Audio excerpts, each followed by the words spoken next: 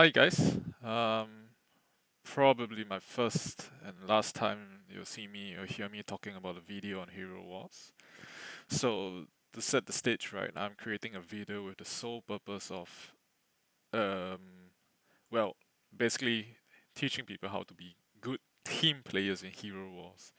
So Hero Wars, as we most of us would know by now, is a game that's heavily focused on cash, and it's pretty much pay to win. But that being said, even with your current powers, with your current strengths, and without spending money, it's entirely possible to achieve satisfactory results at your varying levels of gameplay. So in my current context, I'll be covering several topics today, mainly on the uh, systems with regard to Guild War and Clash of Worlds planning, especially with regards to the newest Prestige system on the Guild Quest as well.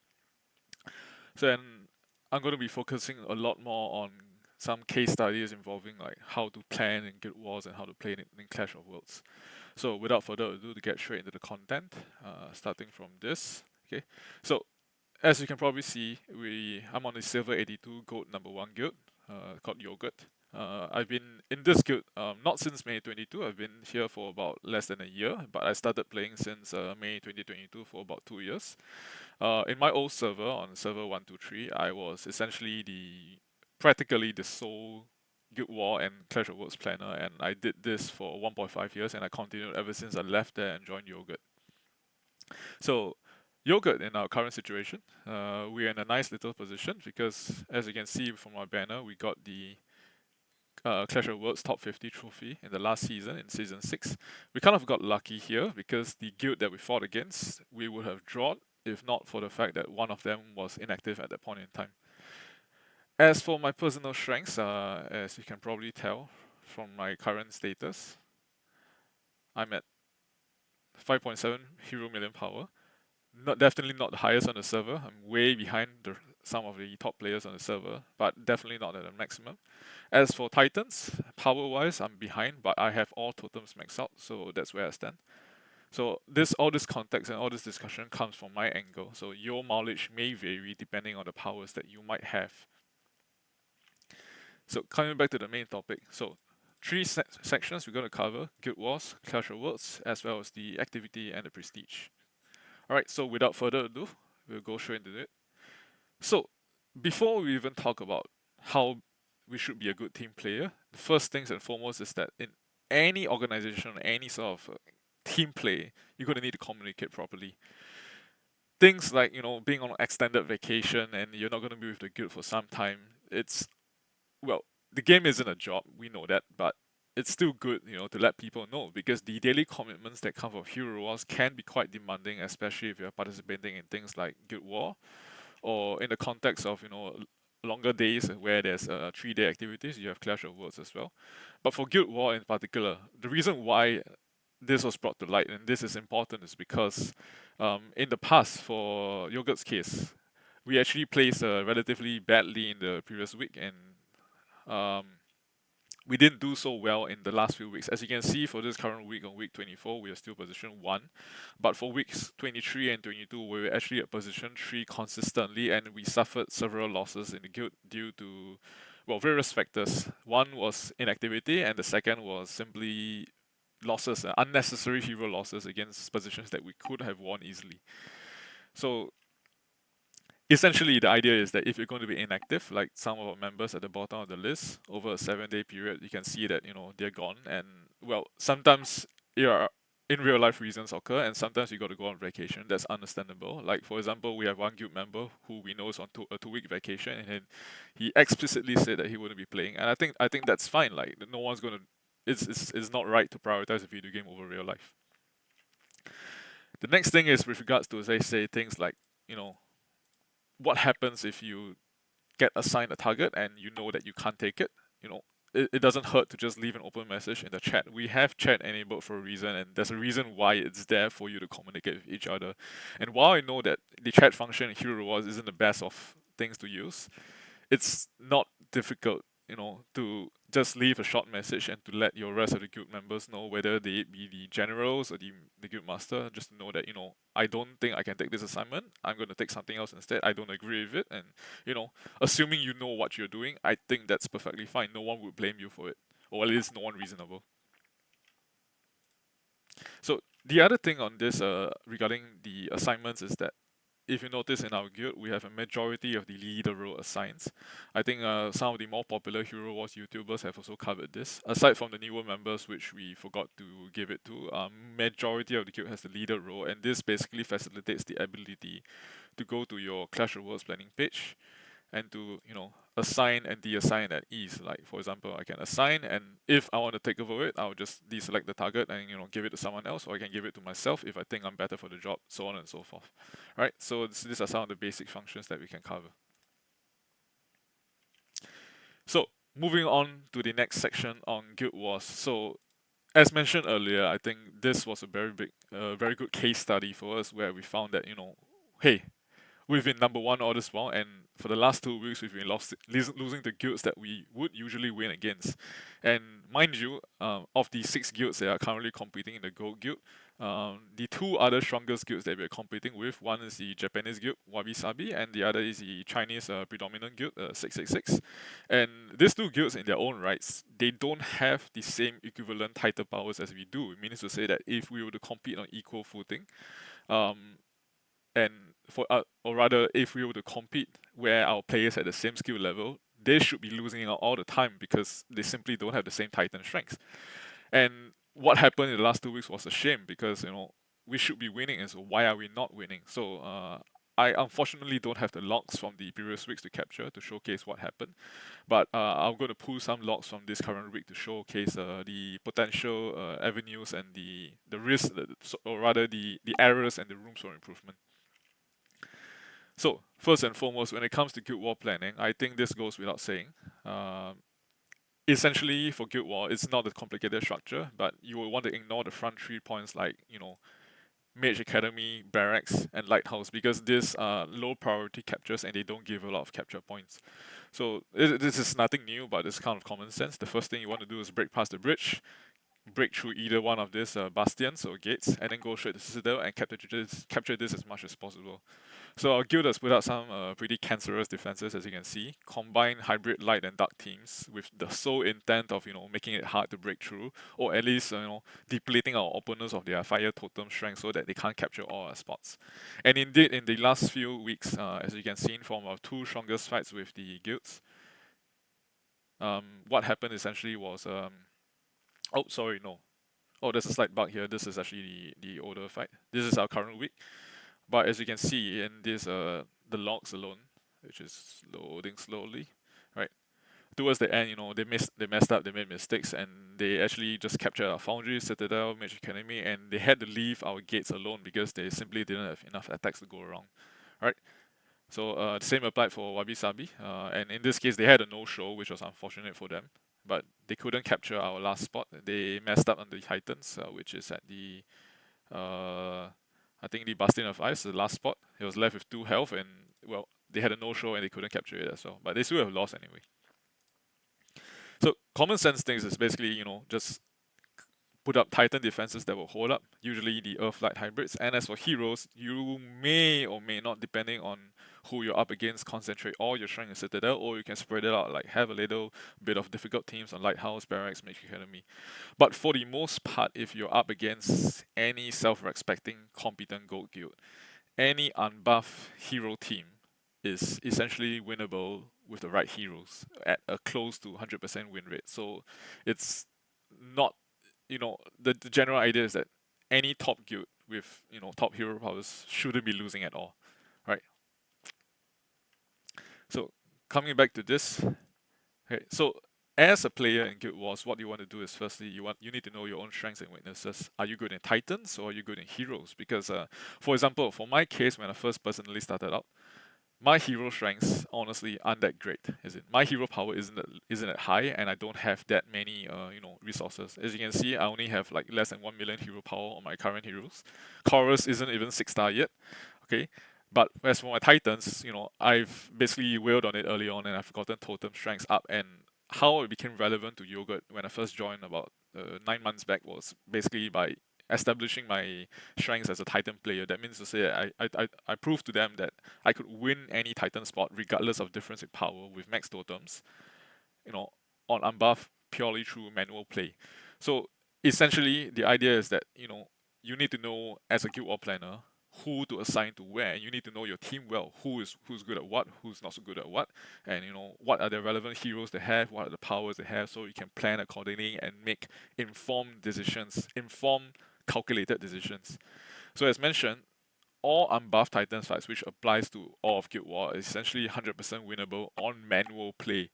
There are some shenanigans, especially when it comes to the light totems, Earth and light hybrid teams, where if you just go at it full auto with a fire team, you're bound to lose because the light totems are just going to frag you before you can even react to it. So that's where it comes to mind that if you have a fire and light totem and you go on offense, make sure you trigger your light totem after theirs. So one example would be, let me just pull this out from, I think, the early guilds. Let's look at 666. Right. Or if I go to my fight on the bridge, right, again, say Atas, right. So I'm going to fast forward a little bit. Okay. So you can see the sun comes out, totem, no manual play, charges up, Solaris activates, but before he gets stunned, activate the totem. Okay. And in this case, well, not a good demonstration because their light totem never came up in time. So maybe if I look at our Ace Titan player Wasabi over here, if I scroll down to his fight at here, against similarly two Titan teams, and this time around he's using Rigor at the front line instead of Moloch. So some people like to do this because it gives higher charge on the light totem faster. So it's to ensure you're more ready in the event that things like where Solaris gets put. Right. So same thing, he doesn't activate his totem until the earth barrier is up. Okay. Moloch stun comes out. Oh, and he locks in the win because of the stun. Right. So various things like that will happen. Let's try the other fight against Alicia.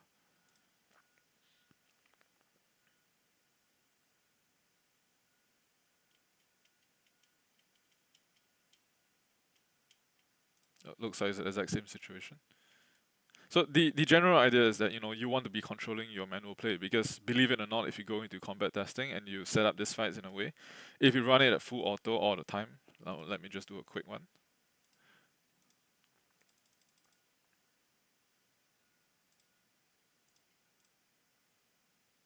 So let's say maximum versus maximum, and you run, let's say I set up a defense with Solaris, Irari, and 3 Earth, and I run with well, I can choose various combinations, like let's say 3 Fire, 2 Light, and I just keep maxing this out over and over again. There's a high chance you're going to win, but it's a little bit iffy. There's some cases where, like, especially if you're not at max powers, you might find yourself on the losing end. Oh, like this here. So what happened here was essentially that there's randomization on the Eden pools and a little bit on the silver arrows. But if you go and inspect the fights where you lost, so what happens in this case? Most likely, I'm guessing that the RRG got put. And in this case, my light totem triggered first, but the Yai light totem came up later, and as a result, I lost. Right. So these are the reasons why you don't want to be autoing these fights. You want to be manually controlling and having some security. Even if RG gets put, if you have manual control over the light totem, you just need to activate it after theirs and you pretty much secure the win. Okay. So as mentioned for the planners, you always want to monitor your attacks. Okay. Make sure you know who's good at what, who's not so good at what. So some of the case studies we have, well, I'm just going to move straight to the next section. From this week's fights alone, this was last week's. As you can saw, we actually lost several times. Ignore this, we actually placed third position. This is a bug in the middle of the week. But in this week, we placed number 1. And what happened was that we actually had 2 no-shows here, and we had some unnecessary losses. Aside from the 2 times 2 no-shows, we had 9 losses in a whole week. And the biggest mistakes actually came in the first fight on Monday and the 4th fight on Thursday. So I'm going to be doing some case studies on the defeats and why this happens and basically how to prevent them. Okay, starting with, well, practice and study. You need to know your hero skills, the math behind it, and the mechanics. So various things like, what hero is good against what and not just what heroes good against what, but why they're good against it. Because you can take these concepts and you can apply them to other heroes if you understand how it's working out, right? And the common excuses I've heard from the people that I'm criticized because I'm pretty harsh on my guildmates is things like oh, it worked in arena, it should have worked the same in guild war, or things like I had 60 to 70% win rate. Well, honestly speaking, if you were serious about winning at the top guild level, you wouldn't settle for a 60 to 70% win rate, because that's still a 1 in 3 chance that you're going to end up losing and dragging the rest of your guild down if you lose as a result. So you should be going for as high of a consistency as possible. And honestly, and that being said, if we look at some of the defeat case studies I'm going to cover later, some of this were pretty badly picked fights because they clearly there's this poor understanding in terms of the counters, or how to use the teams and what to do about it. So, for example, the first fight against Sesame Street here. Okay, we had a couple of losses early on. Some Titans, as mentioned, mistakes against Firelight. But that being said, with credit to Foundry, his light totems at the lower level, so he still did relatively well. But could have been better. But our first hero loss came here, right? So Cooley, free-to-play guy. Okay, he has the mostly focus on a magic team. This is his main team. But as you can see here, this whole entire team based on Aurora is basically just magic all the way plus Sebastian plus Isaac. Sorry, Albus. And well, any self-respecting player at this level of gameplay should know what to do, because the magic solution for this kind of this is essentially Isaac. And your Osh team, your standard Isaac through Nebula, Sebastian, Mata, it's going to obliterate this thing with ease. Give and take maybe a little bit of dodging for Aurora. But the sheer amount of physical damage output coming from Isaac's armor penetration combined with Nebula, Sebastian, and Drew is just going to obliterate the team with extreme ease. So this was clearly a bad pick. As you can see, he lost it quite badly because he has no mitigation against the stuns coming from Lars, and Albus just simply takes out his rest of the team. So when they're all stunned, when they're all receiving heavy magic damage, they have no way to counter it. And he has an Osh stream because he uses it for Osh, right? He didn't use it in this case, he didn't practice it. And subsequently, when we told this to him, he proved himself right that he could use an Osh stream on the right team given the right scenarios. That he has a working team for it. Right, so as you can see here, against the hero fight on the last day, he won with his Osh team that is, it's not even full power. But, he still did well. Isaac Oliver, shut down, kill off the rest of the heroes, even though Isaac died early on. Or rather, no, in this case it didn't, but in the combat testing it did, but he still managed to finish off. Armor penetration goes up and he can finish off the rest of the tanks at the last hit, right? Okay, a near one shot coming from all this. So these are the concepts and these are the things that we apply. And basically the underlying focus is that if he had taken this team and tested it in combat training, in this case for Cooley's case, he would have known that it wouldn't have worked and it went out untested, and that's the whole reason he lost. So if you find yourself at a disadvantage in terms of power, if you're operating on less power than your opponents, or rather that combat training, I've heard people say things like combat training isn't reliable because it's always at max power, so on and so forth. Well, that's true. There's an element of statistical variation, but still, if your concept is wrong, it will be very easily revealed in combat training. Like you're going to be getting like 0% win rates, 5 to 10% win rates if you're picking the totally wrong heroes. It's extremely obvious. So that's why how to underscore the importance of combat training. You can't underestimate the magnitude of this. Okay. So another case study I want to point out, as mentioned, if you go to the logs, actually on the same day, first day Monday, I'm not sure why this is taking so slow to load. But if I scroll down to Army, who is one of our most powerful players, he's a top hero power on the server, but he took a bad fight on the first day as well. Okay, in this case, fairly obvious. Iris on the other team, he had Heidi against Dante, which is, well, that's fine, but he should have used Rufus here in place of Corvus, because Corvus essentially just gets destroyed by Iris and Dante and all the rest of the damage coming in from it. So if he had Rufus, he probably would have won, assuming that Heidi dodged enough. But typically, on my case, I like to combine it with Rufus and Astaroth and Heidi, Iris, and Dorian instead of Mata to keep up the healing. Right. So all this these things can be exposed with some testing, and it's not difficult to set up a test. It takes you like a few minutes, right? And I think one thing worth mentioning is that some of the more common mistakes, especially with regards to combat training, is that there are people who set up the tests, but they choose the wrong patrons and they choose the wrong patterns. And when you're dealing with guilds of high difficulty, like let's say 666, the whole citadel is filled with Rufus, Nebula, Amira, Heidi targets, right? Some of these guilds have essentially max patterns. You're talking about, clearly 17% magic defense, 16% magic attack, and 15.5% armor. And the win rates against these guilds with high patterns is you can tell from combat training if your team isn't at max, you're probably going to get like maybe 50 to 60% win rates, right? So, and if they had no patterns at whatsoever, it's probably going to climb up to easily 90 to 100% using the same team. So, knowing when to set the patterns based on your analysis, I would typically include the pattern if it was blue and above, because that's where the values start to get significant. So for usually the case where, like, for example, if armor starts to get high, Dante's armor penetration without any boosting for any other artifacts will tend to fail and stop working against the hero it typically one-shots. So he won't be able to one-shot squishy agility other heroes because they have simply a lot of armor to bolster their needs. Right, so these are the things that need to be factored in when you do combat training. Right, so we have several other case studies of bad team fights, and of course some of this I wasn't too happy about. And to put it in a not so nice way, I was wondering whether I should talk about it or not. But when I saw some of these team fights go out, I essentially, sent messages to the person, telling them nicely that, I can't commit to including you in Guild War if you're not committed to winning, because we are trying for first place. We've been third place for 2 weeks. People are fed up. People are pissed off. And we can't market ourselves as a number one guild anymore. And here you are making attacks untested and losing it outright, and screwing things up for the next team.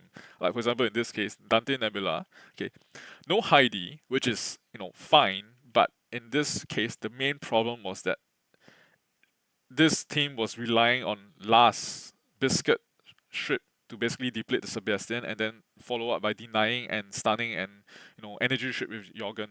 And this failed because Sebastian was ready earlier and she couldn't stun it in time after that, and the rest of the team was basically dead meat. So no defenses sort of thing. And well, what I can tell you for sure is that I went back and checked, and that this attack was pretty much done with no testing whatsoever. And it was quite disappointing to see it even after all that we've been through. So well, when your underlying commitment is that if you want to win, you got to put in the effort for it. So, Guild War aside, we're going to take a short break and a short breather. We're going to come to the massive pain in the ass that's called the Clash of Worlds. Okay.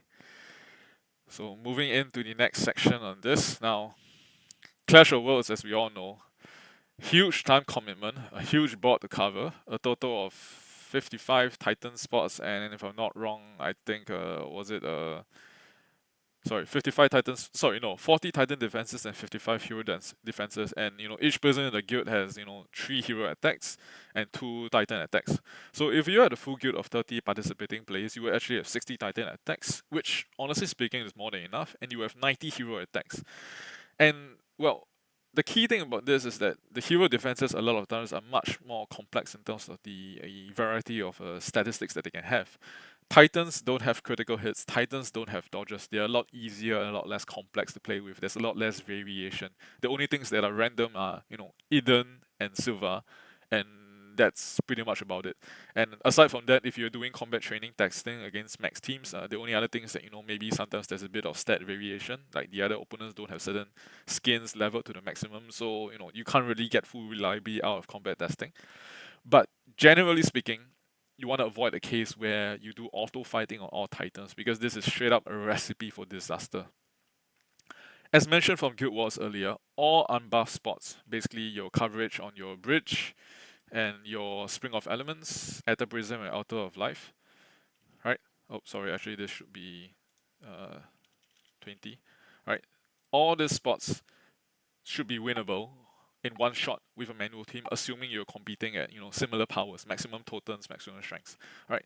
Whereas your buff spots on Bastion of Ice, Gates of Nature, Sun Temple, these 3 are considered to be the easier locations, and the 2 that are particularly harder when it comes to the higher performing guilds are Bastion of Fire and Moon Temple, because of the sheer amount of health buff coming out. We're talking about 100+ percentage on them coming out. And that basically doubles the health of the whole Titan team and makes them a lot more durable and harder to down, right? So generally speaking, as a planner perspective, you're going to want to budget at least 2 attacks for the harder fights, namely BOF and MT. And sometimes for Gates of Nature, because fire and light sometimes doesn't play out that well, especially if you get dragged down at different moments. But for structures like Sun Temple, Bastion of Ice, and the rest, you can easily clear them with manual play. And auto fighting everything. Yes, if you're lazy and you have high confidence, it works. It works on some teams, but not all the teams. So that's something that we need to factor into account. But in any case, Titan planning is typically the easier of the lot. You can probably do this in less than 1 hour to allocate all your Titans immediately, and assuming your guild knows what they're doing, and you can trust the manual players to do the right job. It's not difficult to clear all of this. So Titans aren't the problem when it comes to winning high tier Clash of Worlds matches, unless there's a difference in powers. Now, when it comes to hero defenses, this is where I get super triggered because there are quite a number of case studies where you will see people, making mistakes that they shouldn't, and they end up making scores like getting 0 points against spots where they shouldn't have. And I can admit honestly sometimes that some of these spots are hard. This applies to the harder buff spots, basically everything that isn't Bastion, Lighthouse, and all the unbuff spots. Structures like Engineerium, Foundry, Alchemy Tower, and City Hall. These are typically where the so-called more cancerous teams are located, and I can fully understand at the higher levels why these defenses are up and play and why they're so meta. Is because these scenarios can happen where you can attack them and you end up making the situation even worse. So things like do not don't, if you can't secure 100% win against cases like Ishmael, Dante, Amira, Nebula, don't attack them, especially if they're on unbuffed spots. So I'm going to skip ahead. Let's take a look at some case studies from our logs. Okay, especially in the last fight, we were up against a tough guild. We won, 4 fights in a row, and then we end up against a tough guild. And here are some case studies. Let's look at Heroes Bridge, for example. Okay, this fight. Okay, so Tardis, Titan focus guy. He has heroes, not at full strength, but in this scenario, the concept was right. He's going for the fast kill on the Ishmael. But let's replay that again. What happened in this case was that he got unlucky and he got blinded by Ishmael. He got hit, he didn't dodge, and he ended up missing as a result, just barely by a second. And he couldn't kill the Ishmael, and basically things went downhill from there. And subsequently, to be fair to him, to give him some credit, he did do practices, but the concept, probably wasn't the best. And if he had just a bit more powers here and there, maybe he would have won it. He did combat testing, he won 8 out of 10, and a 2 out of 10, at least Ishmael was dead. But subsequently what happened was that, it forced players to follow up with 3 more attacks just to get rid of the charge up Ishmael. So situations like this are things that you want to avoid. You might want to try to pick for teams with higher consistency. Teams like Amira, Heidi, pure damage, things that Ishmael and Dante can't dodge. Of course, combined with Morrigan to secure the kill on Rufus. Right, so these are situations. And I think for me, more importantly and more triggering are cases like this on Citadel. So this player in particular, BSC, he used all 3 attacks on Citadel. He cleared out 1 Ishmael team, which was, good result. Morrigan, Sebastian, Lone Iris, which I don't quite agree with, but he got the results down anyway. Okay. The other one, Amira shut down with a Jorgen on this, so it was a good outcome. Unpatron team though, but he still won anyway. And the third attack, to which he didn't have the right hero counters, this attack, this was totally stupid. Like for example, Isaac has totally no impact, totally nothing to, he wouldn't have done anything to them. Arachne without Mara, I wouldn't understand why you would put Mara on Fafnir as Arachne, because Arachne, the stun time is clearly much longer. And once again no impact, and he lost pretty badly. Again, 10 points, ended up having to need 1, 2, 3, 4 attacks just to clean up after him. And in this scenario, what would he have done? What would have been a more ideal situation? Had he had those 2 heroes, the third hero team left, using his team, he could have done, other structures with mages on them, like Foundry, maybe Alchemy Tower, Isaac. There's much better use spots for that. Or alternatively, in this case, it would have been better off for him just to simply not use his heroes at all and wait for cleanups, rather than making things worse for the next people. So we lost 4 fights alone just to this Mystic, right? And these are things that you don't want to be seeing at high levels of guild play. These are things I'll say honestly is quite shameful to be doing these kind of things. So as mentioned, so in this case you're better off not attacking, and of course in this case the magnitude of loss matters. So fast forward to today's fight, or rather this week's fight. Same scenario, Citadel. He's using all three of his attacks on Citadel, and in this case, well, 2 wins.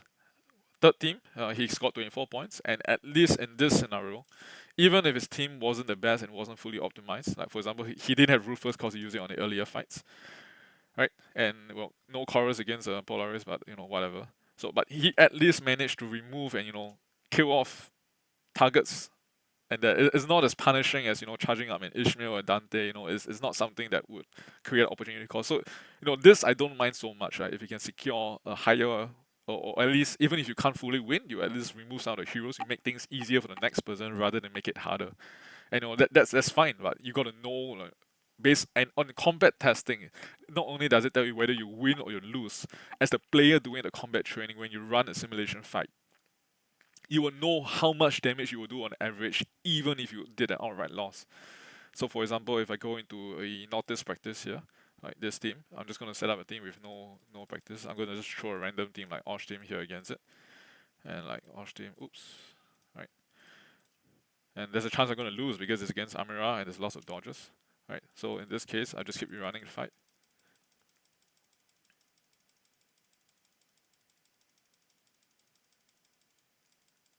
Right, so there should be a scenario right here. For example, there'll be some scenarios where you lose, but you definitely still kill some heroes.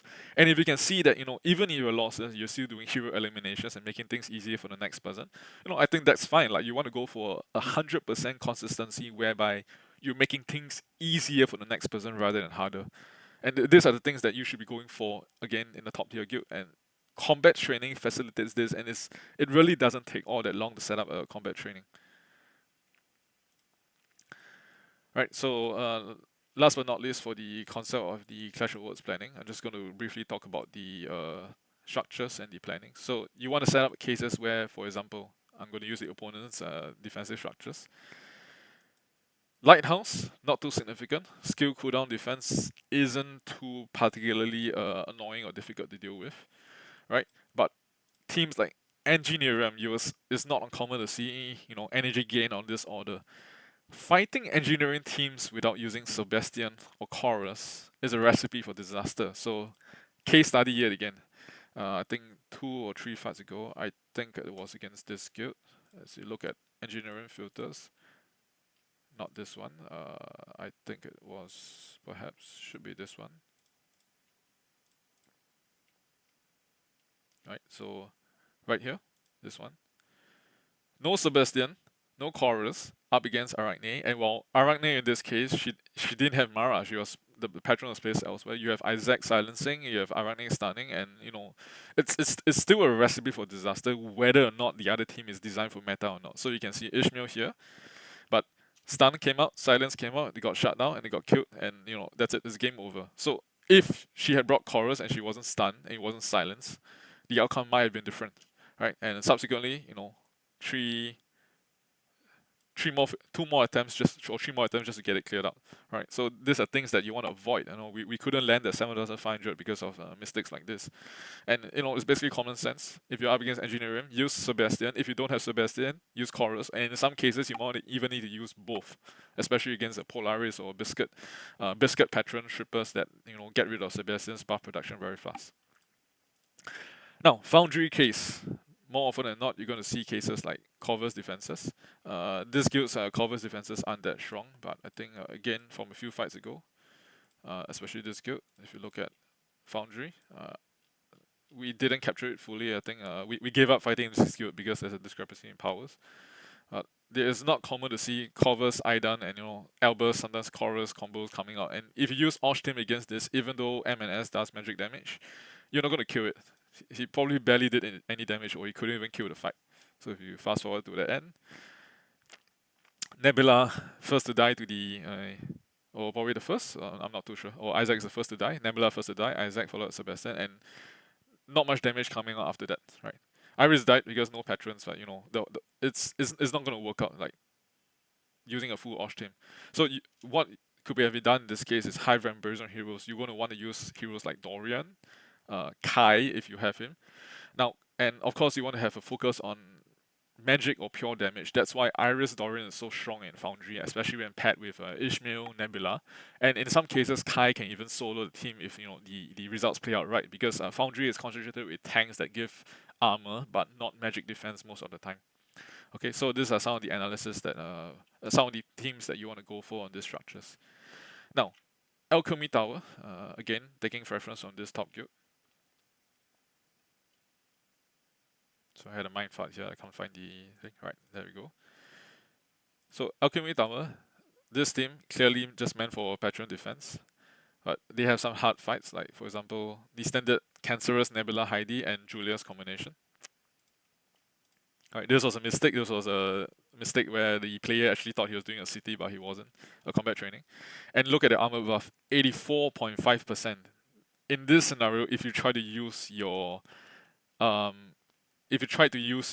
standard Osh team lineup against this, even though it's magic damage heavy, it wouldn't have worked because the opponents that don't usually have enough armor now have more armor than your armor penetration, and you're not going to kill them, or you're not going to make a dent in their teams as a result. Alright, so these are some of the considerations that we have to take into account when fighting against high buff structures like Alchemy Tower. Okay, and I think City Hall, just some noteworthy mention is that heavy healing, and you want to stun or lock it down with Jogger or do heavy burst damage, and there are heroes that can do the job for this. Last but not least, as always, as the same thing applies in Guild Wars, if you practice, and understand your functions and understand your heroes and how best to use them against the opponent, it's not difficult to win. And I've covered some of the case studies and why we lost, why certain things didn't work out the way that they did. And the general idea and general concept is that any guild with equivalent power should be able to win 95% of the time. Okay, I'm not talking about top tier guilds where there are some horrible defenses where they're full raid patterns and full raid flags, and there's like a 1% win rate if you don't have max powers. So some of those guilds are indeed difficult, and it can't be helped because that's what it takes to be at the highest level of CLW gameplay. But if you're competing at the equivalent level among your bracket, with practice, you should be able to win easily. Okay, the last topic I'll cover is basically the activity and prestige. For the current event, I'll just drop into it briefly. But this goes without saying, you just want to achieve your personal goals, get the most glyphs out of your 1750 activity, and get your Titanite. And all this, I have to say, is made easier now with the prestige quest.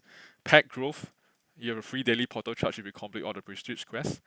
And I think something to talk about is that for the prestige quest, you don't need to complete all of this to get the highest tier reward, which is the free daily portal charge.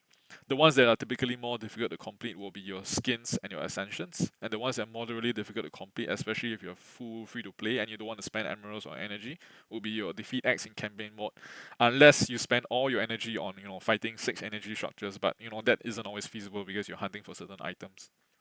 Alright, so if you scroll through the list of prestige quests, and for those who have been actively playing, essentially it's not difficult to see that many of these are actually easily done if you do your gameplay regularly. Completing your daily adventure, or even just delaying it so they can raid it the next day. And make purchases from any shop. You combine this with elemental tournament coins. This is the easiest to make purchases from. And some of these spends, aside from skins and ascensions, right, you can complete all of this easily to get your 650 points required for your daily rewards, and of course contribute to your guild prestige in the process. Right, so it's quite clear from the way that all these things are designed is that Hero Wars, or the developers, are gearing towards incentivizing guilds to have regular activity. You don't want dead guilds that only log in, do CW and GW, and just scram off after that. You want them to be constantly and continually play at the game. So these are some things that it's quite clear from the path it's taking that this is the direction that we're going in.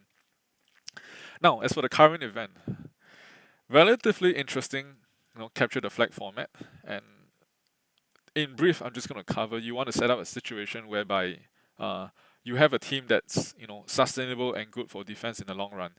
Right, and of course you want to go for the high tier structure captures, like this one gives you 32 points. The ones on the periphery gives you 4 to 8 points. Some of those on the edge, 4 points. the ones closest to your base and also easiest to attack and defend 2 to 1 points. But you want to go for a team with long sustain in the long run. Like the reason why I picked Ishmael and Astaroth here is because, like, if they come in and they one shot my Ishmael, hopefully Astaroth with Rising can continue to follow up. Okay, but all this depends on, how well the other team can design. So as you can see here, I'm currently taking up a spot here next to the center position, getting 4 coins per second. I have a guy waiting right next to me. I'm not sure what he's trying to pull off, but given some luck and some odds with his Jorgen and Sebastian and Lars, I might be able to kill him. So there's no harm in venturing out. He's right next to me to, basically get him off. So I can waste his moves, send him back to base, and give him opportunity call. So let's give that a try. Oh, success. So you can see my Ishmael is charged up from previous attacks. Okay, with enough damage, I straight away obliterate his Kira, and that's it. The team is over for the rest of the team. Right, Ishmael's still at 100%. I'm a bit low on health, but that's fine. I've basically incurred more damage to him than he has to me. Alright, so I'm going to be going on my way now to scout out a bit more. 1, 2, 3, 4, 5, 6, and then 1, 2, 3, 4, 5. Right. So I'm going to be looking at this guy just to see what his teams are. There's a good chance I might be able to deal damage to him. Oh, same team. So you can see, I'm going to do exactly the same thing now. Send him back to base. Okay, Astaroth down soon after the armor buff wears out. Okay, hopefully Mata heals me enough. Okay, good outcome, and I'll move back to my position after that. Alright, so when you have free moves, you don't just need to sit in a spot. Of course, unless if you're at the 32 spot and you're maybe low on health and whatnot, perhaps you want to sit in space, I think that's fine. But if you have free moves and you have a team that can sustain like this and win easily, you want to pull off this kind of moves so to basically drive off the other guy. Right, and make them waste their moves so that your team can continue to spread out and further occupy structures. So after the bugs were fixed, our guild, which we weren't doing well at first, we were at the bottom. But after they fixed the bugs, basically we're now at number 1 and we're holding the spot relatively well. Okay. Mind you, we have plenty of inactive players or players that can't sustain a high time commitment like I. So we have like maybe 10 players in a guild that can log on multiple times a day. Some of them only log on once a day. But with enough effort, with enough strategizing and of course communication, you can secure all these positions much easier, and you can plan out general structure and strategy.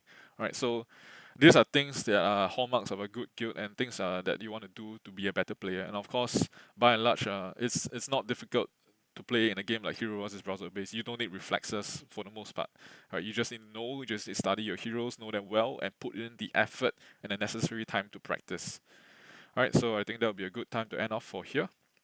Alright, thank you very much.